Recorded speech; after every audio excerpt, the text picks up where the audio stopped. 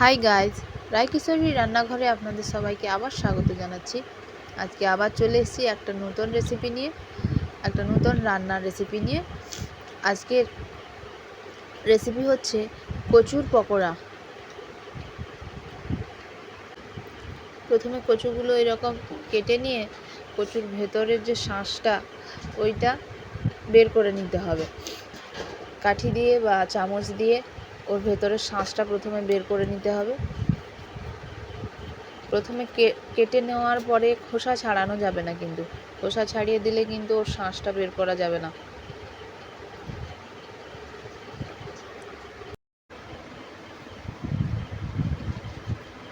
এরপর শাঁসটা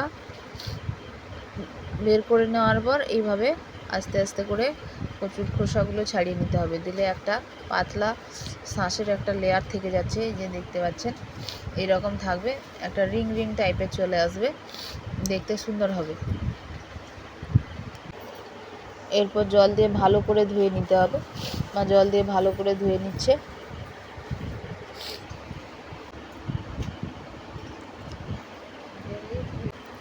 ধুয়ে নেওয়ার পর এইভাবে ভালো করে একটা লেবু কেটে ওই লেবুর রসটা ভালো করে মাখিয়ে নিতে হবে, যাতে কচুটা খেলে গলাতে না চুলকায়।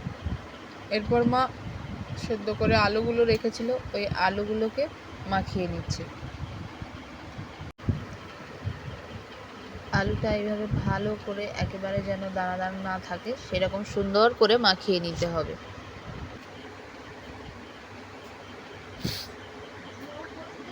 এরপর গ্যাসটা অন করে দিয়েছে মা, কড়াইটা একটু গরম হতে ছেড়ে দিয়েছে।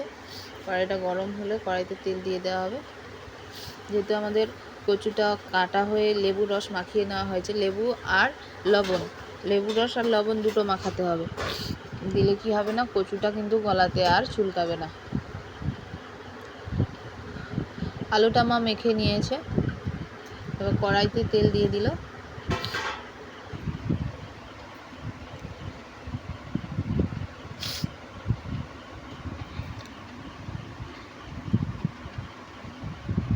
এখন কড়াইতে মা পাঁপড়গুলো দিয়ে দিয়েছে তেলটা গরম হতে। এই পাঁপড়গুলো ভাজা হয়ে গেল। এবার যে মশলাগুলো রাখা ছিল, যে আদা বাটা রাখা ছিল, পেঁয়াজ কুচানো রাখা ছিল, ওইগুলো গরম তেলে মা দিয়ে দিয়েছে। ওইটা একটু ভাজা হয়ে যাবে। আচ্ছা, এবার যে আলুটা মেখে রাখা ছিল ওই মাখা আলুটা মা কড়াইতে দিয়ে দিয়েছে। এভাবে কড়াইতে মশলার সঙ্গে একসঙ্গে মাখলে কিন্তু খুব সুন্দরভাবে মাখাটা হয়ে যাবে। একটু জিরে রাখা ছিল, জিরে দিয়ে দিয়েছে।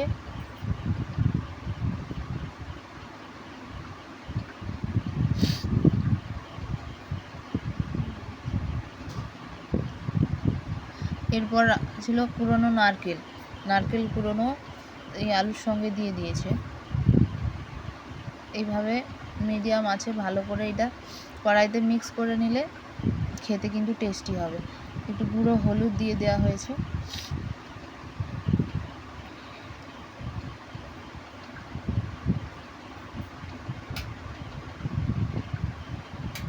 আর এই যে পাঁপড়গুলো মা যেগুলো ভেজেছিল, ওই পাঁপড়গুলো কিন্তু এই আলু মাখাটার সঙ্গে মা দেবে, সেই জন্য এই পাঁপড়গুলো ভেজে এইভাবে গুঁড়ো করে নিচ্ছে হাতে। তোমরা গ্লাসেও গুঁড়ো করে নিতে পারো, গ্লাসের পেছনটা দিয়ে জেঁকে ভালো করে গুঁড়ো করে নিতে পারো। মিক্সি থাকলে মিক্সিতে দিয়ে দিতে পারো, অল্প পরিমাণ এটা হাতেই গুঁড়ো করে নেওয়া যাবে। এই যে সুন্দরভাবে মা হাতেই গুঁড়ো করে নিয়েছে। এইটা দিলে কি হবে না, পকোড়াটা খেতে একটু বেশি ক্রিস্পি হবে।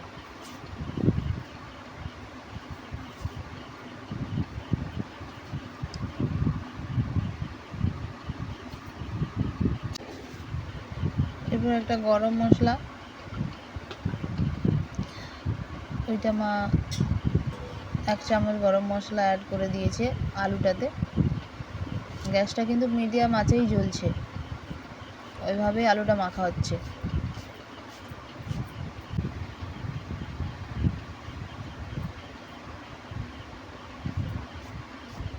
আচ্ছা, এবার গুঁড়ো করে পাঁপড়গুলো রাখা ছিল ওইগুলো দিয়ে দিল। এবার গ্যাসটা কমিয়ে দিয়ে এই পাঁপড়ের সঙ্গে আলু মাখা আলুটা ভালো করে মিক্স করে নিচ্ছে। দিলে আমাদের কচুর ভেতরে যে মশলাটা দেওয়া হবে সেই মশলাটা কিন্তু আমাদের অলরেডি তৈরি হয়ে যাবে। হলুদ আর গরম মশলা দিতে খুব সুন্দর একটা রং হয়েছে।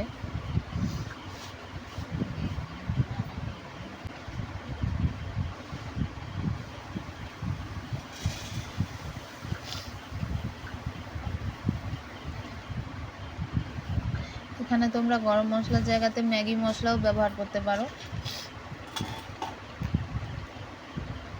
তবে অল্প পরিমাণে দিতে হবে। খুব বেশি পরিমাণে দিলে কিন্তু টেস্টটা খারাপ হয়ে যাবে। সবাই তো গরম মশলা খেতে পছন্দ করে না,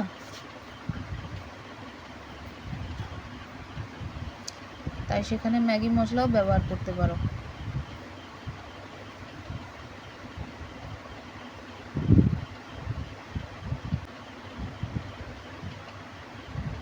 আলুটা মাখা হয়ে যেতে মা নামিয়ে নিয়েছে। এবার কড়াইতে তেল দিয়ে দিয়েছে। তেলটা গরম হওয়ার জন্য 2 মিনিট তেলটাকে কড়াইতে ঢেলে দেওয়া হয়েছে। এবার আমরা দেখতে পাচ্ছি যে কচুটা যে ছাড়িয়ে রাখা ছিল ওইটার মধ্যে মা মশলাগুলো ঢুকিয়ে দিচ্ছে। যে আলুর মশলাটা তৈরি করা হয়েছে ওইটা সুন্দর করে ঢুকিয়ে দিচ্ছে।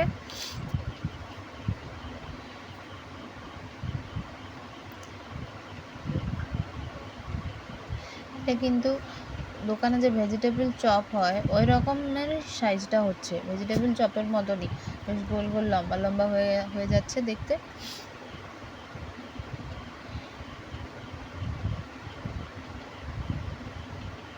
এরকমভাবে কচুগুলোর মধ্যে এইভাবে মশলাটা ঢুকিয়ে নেবে। চামচ থাকলে চামচ দিয়ে ভেতরে ভালো করে ঢুকিয়ে নিতে হবে, দিলে মাঝখানটাতে আর গ্যাপ থাকবে না। সুন্দর করে এইভাবে ঢুকিয়ে নিতে হবে মশলাগুলো কিন্তু কচুর মধ্যে।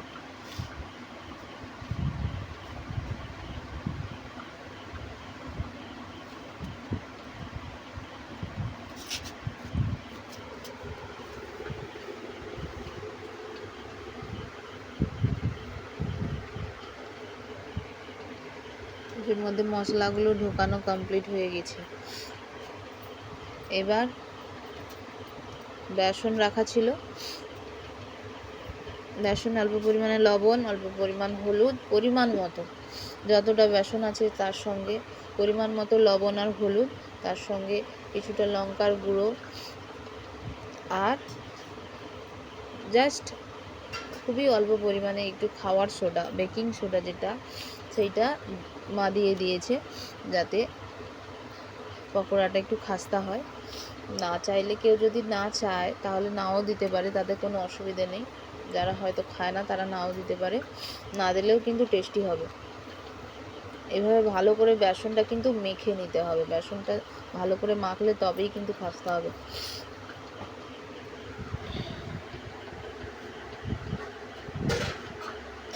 অল্প পরিমাণ জল দিয়ে প্রথমে বেসনটাকে গুলবেন, কারণ বেশি জল দিয়ে দিলে ওটা অতিরিক্ত পাতলা হয়ে গেলে কিন্তু পকোড়াটা আর ভালো হবে না। এবার পুরো মাখো মাখো হয়ে গেছে।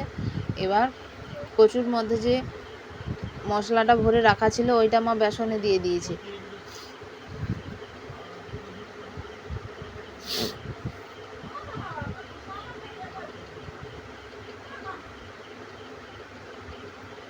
তেলটা কিন্তু আমাদের এতক্ষণে গরম হয়ে গেছে। মা কড়াইতে তেল দিয়ে বেসনটা মেখেছিল, তো 3 মিনিট মতো হয়ে গেল। তো এইদিকে তেলটা গরম হয়ে গেছে আর কচুগুলোও বেসনে ডুবিয়ে নিয়েছে মা।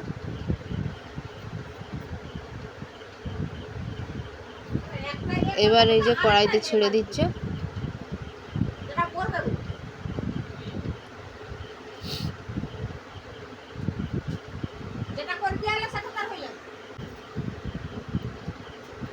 এক এক করে সমস্ত কচুগুলো বেসনে ডুবিয়ে এভাবে ছেড়ে দিতে হবে।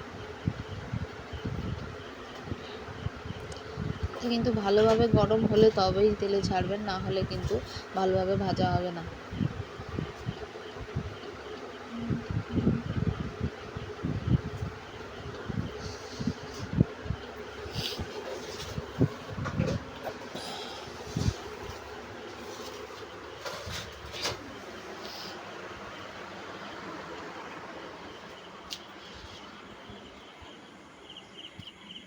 এক সাইড হয়ে যেতে তখন ওইগুলোকে উল্টে নিয়েছে যাতে আরেকটা সাইড ভালোভাবে হয়ে যায়। এইরকম দেখুন একটা সাইড কিন্তু লালচে রং হয়ে গেছে, মানে ওই সাইডটা কিন্তু ভালোভাবে ভাজা হয়ে গেছে।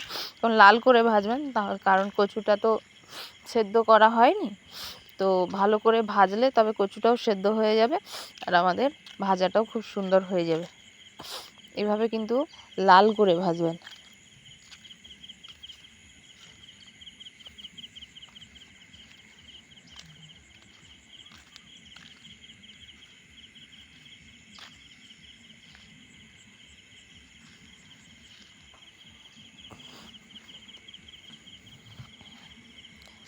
এই দিকটা যেরকম লাল হয়ে গেছে উল্টো সাইডটাও ওইভাবে উল্টে দেখে নেবেন। দুটো সাইড লাল হয়ে গেছে মানে ভাজা কমপ্লিট, সেই রকম হয়ে তখন তুলে নেবেন।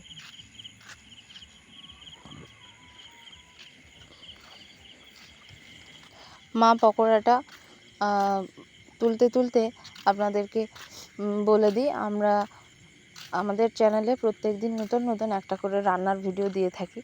আপনাদের যদি আমাদের রান্নার ভিডিও ভালো লেগে থাকে তাহলে অবশ্যই লাইক করবেন আর আমাদের চ্যানেলে সাবস্ক্রাইব করবেন আর কমেন্ট করে জানাবেন আপনারা আর যদি কোনো নতুন ধরনের রেসিপি জানতে চান তাহলে আমরা অবশ্যই সেই রান্নার ভিডিও করে আপনাদেরকে দেখাবো, যাতে আপনারা ভালো ভালো রেসিপি রান্না করতে পারেন বাড়িতে। তো অবশ্যই কমেন্ট করবেন আমাদের ভিডিও কেমন লাগছে। আমার একটু ঠান্ডা লেগেছে তাই বারবার একটু নাক টানতে হচ্ছে, কিছু মনে করবেন না। সবাই অবশ্যই কিন্তু আমাদের চ্যানেলটাকে সাবস্ক্রাইব করে দেবেন। আর পকোড়াটা রেডি হয়ে গেছে, মা কড়াই থেকে নামিয়ে নিয়েছে, এবার জাস্ট আমাদেরকে দেবে আর আমরা খাবো।